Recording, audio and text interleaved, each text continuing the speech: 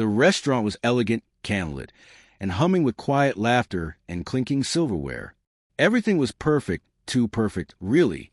I stood in the foyer, my hands tucked into my blazer pockets, smiling at the hostess as I gave her my name. "Hi," I said. "Reservation under Daniel. I'm here for Teresa's birthday dinner."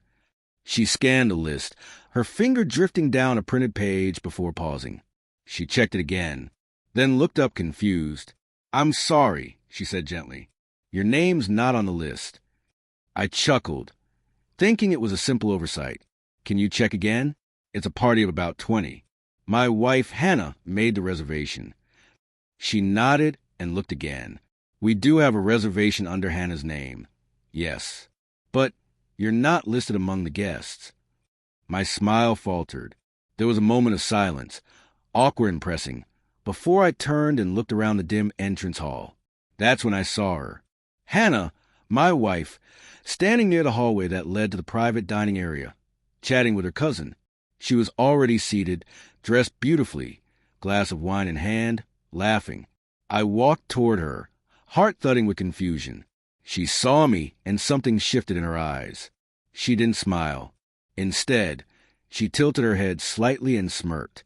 "Hey," I said, still trying to make sense of what the hostess told me. "They said I'm not on the guest list." She didn't look surprised. In fact, she almost seemed amused. Then she said it.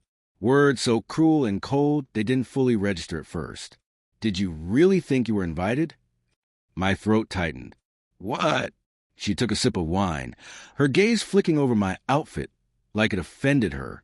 "It's just, this is my family's night. I didn't think it was appropriate for you to come." "You're my wife," I said, voice hushed and breaking. "Your mother is my mother-in-law. I've been at every birthday for the past 4 years." "Exactly," she said with a shallow shrug. "And this year, we wanted something different. Just close family." I looked past her into the room. There were friends there, co-workers, even partners of distant relatives. People I barely knew were sitting around a table laughing and drinking. People less family than me. I wasn't just forgotten. I was deliberately excluded. And she didn't even try to hide it. I swallowed hard, trying not to show how much it hurt. "Why?" I asked. "What did I do?" Her expression hardened, the smirk fading into something worse. Apathy. "You didn't do anything," she said, calm and disinterested. "You just don't fit anymore."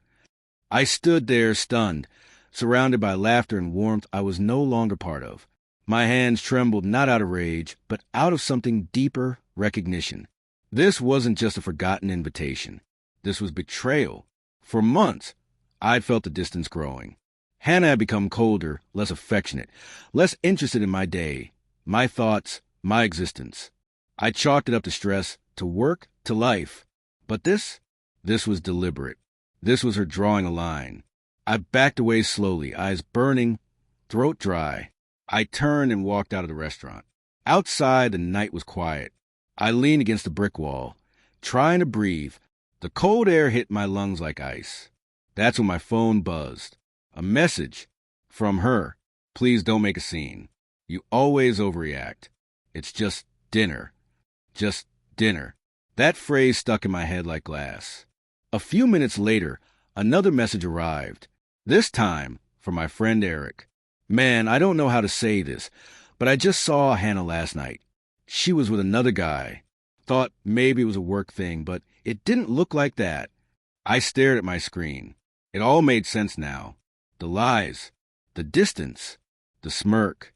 She hadn't invited me because I didn't belong in her world anymore. She'd already replaced me. She just didn't have the courage or the decency to tell me. Instead, she chose to humiliate me. Publicly, silently, with a smile. I didn't respond. Not to her. Not to anyone.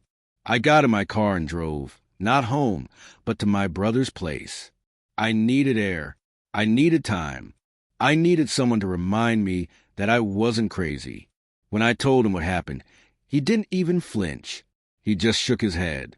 "You're not the one who doesn't fit," he said. "You just outgrew someone who stopped choosing you." I filed for separation the next week. There was no big fight, no final dramatic argument, just paperwork and silence. She didn't contest it. She barely said a word, as if we'd never been anything real, as if I was just something she slipped out of, like a coat that no longer fit. Months passed. Some nights, I'd wake up replaying that moment in the restaurant. The smirk, the sting, the way she said like I was a child who misunderstood the rules. But gradually that pain faded. It turned into something else, resolve. Because love isn't exclusion. It isn't silence. It isn't standing in a room full of people you thought were family and realizing you're invisible. Love is presence, respect, protection, kindness. And the day she uninvited me from her life was the day I finally walked back into my own.